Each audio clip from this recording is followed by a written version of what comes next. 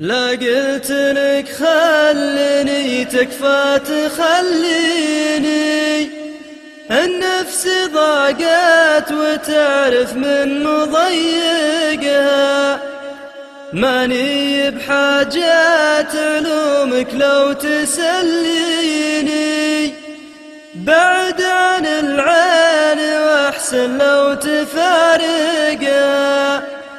لا ضقت انا حتى روحي ما تدانيني، والياهد البال غربها وشرقها،